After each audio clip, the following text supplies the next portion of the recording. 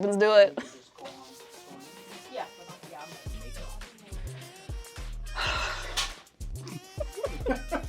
My whole life, I had always dressed up way. I was always cross-dressing in some type of way. I was always cosplaying. I was always doing art. I was always doing theater, but I never really tied everything together. I didn't realize you could until drag. So talking about makeup though, the reason why I do this is because genuinely I could not figure out how to do beige. I couldn't, yeah, this I could not figure out how to do. I'm like, I don't know the nuances between browns and beige and nudes, and I'm like, so now you see a lot of people doing this, but back when I started, nobody was. But I was like, you wanna know what I can figure out? Reds, yellows. I can blend cayenne, yellow, and magenta. I can figure that out. So then I kind of just flew by the seat of my pants because I didn't really have a good example. There was no one really there was maybe one or two artists that I took inspiration from, like Mystery Meat in Atlanta, Georgia, but no one was really doing this, so I kind of just did what I felt was cool. And of course, typically, I always recommend that, like when everybody asks, like, oh, what's the secret? I'm like, just do what you find is cool, and then that'll catch on. If you just try to hop on these little trends, like, I don't know about you, but I want to be remembered, and you don't get remembered by being like everybody else. But no, that's the truth. So that's how I got started, was an accident. I went out to drag, for the first time because there was a party in Miami called Counter Corner, and yes.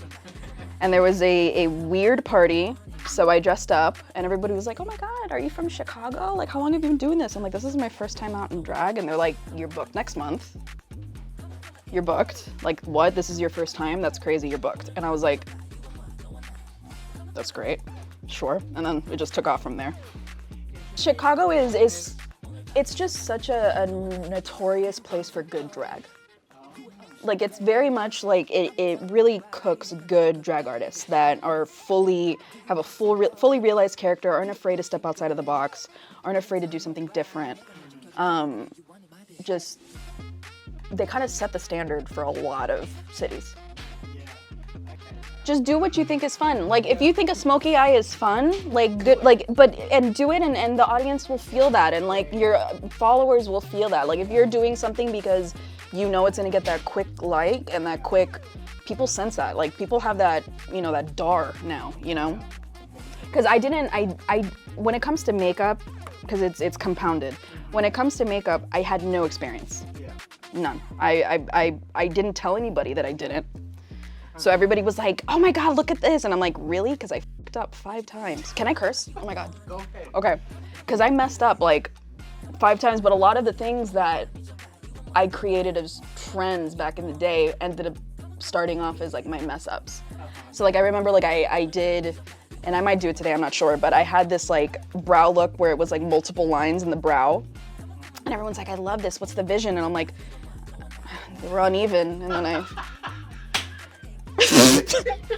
people, like, the thing is, people don't understand that if you don't tell somebody, their imagination is gonna imagine that you did it on purpose. Yeah. So I go out, even if I look at the mirror and I'm like, you look like caca pipi poo poo. Even if you look like garbage, like if you walk out and be like, I look amazing, people will buy it. Like, it's a fantasy, Not everyone's like that, but in this case, totally. But when it comes to drag, same thing. I went out, not just wanting to feel my oats. Everyone thought I was a boy. And they were like, who's this twink? Which was great and affirming. And they were like, oh, you're drag, they're like, oh, how long have you been doing it? Where are you from? And I'm like, this is my first time. I don't even have a drag name yet. And they're like, okay, so welcome to the club. You're booked next month and the month after that. And then I was just kind of roped into performances. I was kind of, but that's always like where you want to be. You don't want to, like, it's not that you can't fight to be in your spaces, but you always want to go where you're seen, Of course, I have to address the elephant in the room. Drag Race has changed a lot of things when it comes to drag. I'm not gonna dog on it altogether because some of it's good. It's heightened everyone's standard. It's, you know, inspired a lot of babies. I mean, if it wasn't for, because my spiritual, like, drag parents were Vander Von Odd and Sasha Velour at the same time. So Vander Von Odd winning Dragula season 1, and then seeing Sasha Velour's Rose Petal, it was one of those moments where I was like, look, I'm not really like a cluck and buck, you know, tell me I'm like, I'm not gonna be doing all, I'm not gonna be, no, just tell me what you mean, like, that's not gonna be me. Not that I can't dance off, like, it's not that you know, I'm Latin, I have rhythm, you know, listen, I can hit a 1-2, but I'm not gonna be doing no stunts. Not my disabled ass. So when I saw the way that she was able to move a crowd and move me just by the sheer power of theatrics and being connected to the song, I was like, I want to make people feel what that just made me feel. And that just changed my life in a way I didn't realize I needed. So obviously Drag Race has inspired a lot of artists.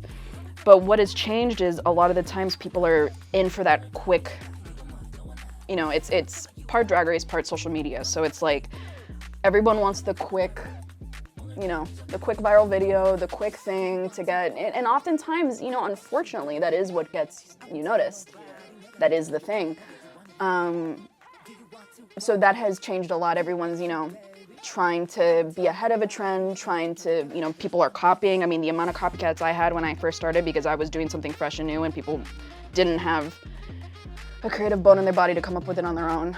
So, you know, there's a lot of people desperate for attention, so they'll copy from other artists, not give the credit. There's a lot of that. I have learned to be more flattered by it. It used to affect me on a level that, like, I felt like my art was being, like, just, for lack of a better word, like, assaulted. Like, it felt like I had no say. It was, because, you know, it was just, like, out of my control. It was leaving me. But I think makeup now is definitely just kind of like everybody piggybacking off each other. I don't feel like I see people really, you know, you got Laurel Charlestons and you got those people out there that are definitely, you know, doing what I do, which is very much like when I look for inspirations, like, you know, I have inspirations here in reference photos, not okay, like that's not, you know what I mean? Like I look to graffiti, I'll look at toys, I'll look at puppets, like I look at the way porcelain dolls are made, you know, I look at illustration, I look at manga, like you want to find inspiration where the masses aren't already are. Yeah. That's where real, I mean, I can't really say what real creativity is, that's defeats the point of, you know, creativity, but I'm eager to see where makeup goes, because now that people are kind of getting bored of the feathered brow, the clean girl look, people are now starting to explore a little bit more again, kind of like in 2016 there was that little bit of an exploration, and then it got stripped back, and then of course things are cyclical. So I think people now are starting to be like, why the hell do we care? Why aren't we just going outside looking fun every day? You know, like why aren't we just doing this all the time? Look, the trans experience is not a monolith. You know, one trans woman's experience is not gonna be another trans woman experience, and it's even more so for the non-binary experience. Oftentimes, you know, marginalized communities have the burden of kind of being the face of, you know, and I'm sure you've experienced that. I feel like everybody here has probably experienced, like, what is it like being, you know, whatever. How does it feel to represent your entire existence? You're like, well, out of Wendy's. But no, I mean, there's so much, drag is more trans than I think people realize. The dressing room is more often filled with trans people than it is with cis people. You're more, especially nowadays with Gen Z and millennials kind of like taking up that space, the dressing rooms are mostly non-binary nowadays. So I don't know if I can really feel confident in even saying that I represent, I don't know if I do. Like I would have to answer that later. Like I genuinely don't know if I've even done anything for the community. Like I'm just here, you know? Yeah. You know what I mean? Like this is just a space for you. Yeah, I definitely can talk about it. Like I can talk about what it feels like to feel non-binary, but when it comes to being non-binary in drag, like I think the most radical existence is just being, like, just existing. I mean, oftentimes I'm not here to explain my existence to people who don't want to get it. So if you get it, you get it. Because I remember, you know, the people in the drag community really respect me. So these are girls that are pageant to spooky. Like I have that respect, and they'll book me in these kind of Fort Lauderdale places where the audiences just don't get me. They don't get me, and you know, yeah, like Wilton Manors. It's a very cisgender place where they're like, a drag king, I've never heard of that before, and I'm like, my God, have you talked to a lesbian? Like, do you know a Leslie? And I mean, Miami is separate from South Florida altogether. I'm born and raised Miami, and it's I didn't even realize like racism against Latinos was a thing. Like I lived in such a microcosm of Latinos being the majority, being the CEOs, being the boss, being the person in charge, that when I ventured to Broward and called a slur for the first time, I was like, what is that? Like I didn't, ew. Like I had no idea. So it's a completely different universe altogether. And that also just being Latin and as a creative, it really allows you to be a little bit more free when you're not concerned about who you are. You know, as a professional, like just thinking as a professional when I was doing it full time, what I would do, you know, was definitely, you know, if inspiration came to me, I always had a notebook. I always had something with me, because I can't always guarantee that when a job calls, I'm gonna be in the mood to want to create something. You know, so I would always have a notebook. I would always draw out, you know, a mug, you know, a face, and be like, this is a face chart for the next time, you know. And it's because it really, like, forcing creativity is just the worst. It makes you feel like, why am I here? Like, it's so, you really gotta like cuídate, you know, you gotta like really take care of yourself in that kind of a thing. So if you're feeling like, you know, things are boring and like, you know, with dancing, working 5 days a week is probably super fulfilling and enriching for them. You know what I mean? If that's really your passion, yeah, be on that stage every day. But for me, I'm doing, you know, Broadway numbers, man. No one wants to see Poor Unfortunate Souls 5 days a week. Because I definitely kind of, you know, my drag character was based off the queer-coded villain. So I very much like wanted to be like Alucard from Castlevania, like a Dracula, like a Rasputin. Like I wanted to be that sexy, very obviously gay villain from those, you know, like I remember, I should have known I was queer when I saw Hunchback, and I was like, that jester is something else. My mom is like, you're not into like the hunky blonde guy? I want the gay jester. Of course, I didn't have that vocabulary at the time, so I was like, the fun one. The fun one. Oftentimes, it's just my background before anything has always been theater. So character work, storytelling, I'm also a playwright, like that kind of stuff is super important to me. All of my numbers kind of have, you know, a place he was before and a place he is going after.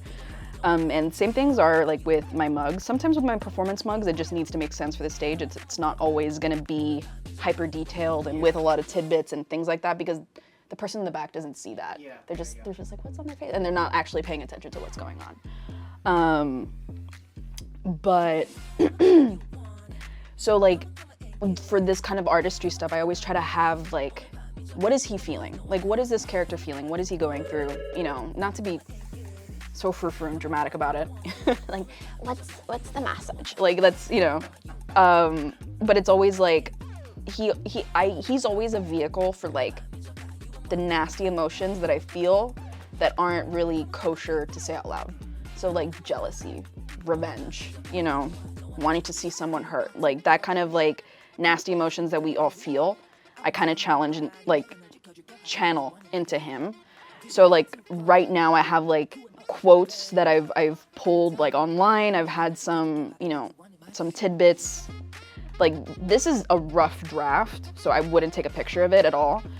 But like, I have quotes here that I can play with on my face. I was like, where could I put things? Like, this is definitely not what's gonna end up on me. Yeah. But like, I start to like doodle, and then I'm like, okay, I know where I wanna go, you know?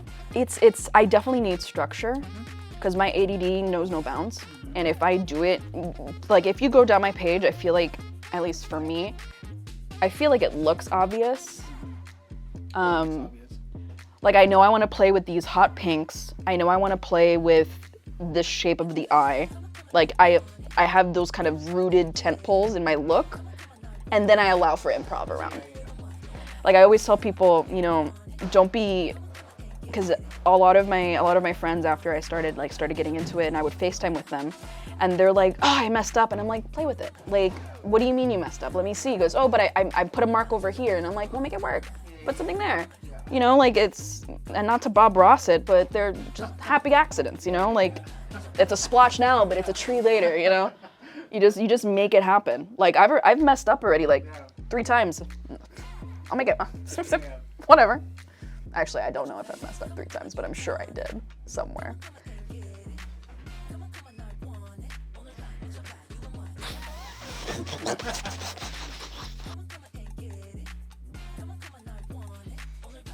I'm gonna kill something, bro.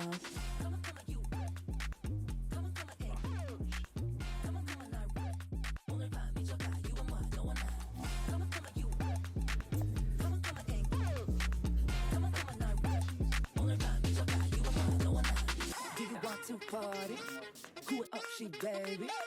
I won't tell nobody. 내가 널 지켜줄게 however you want it.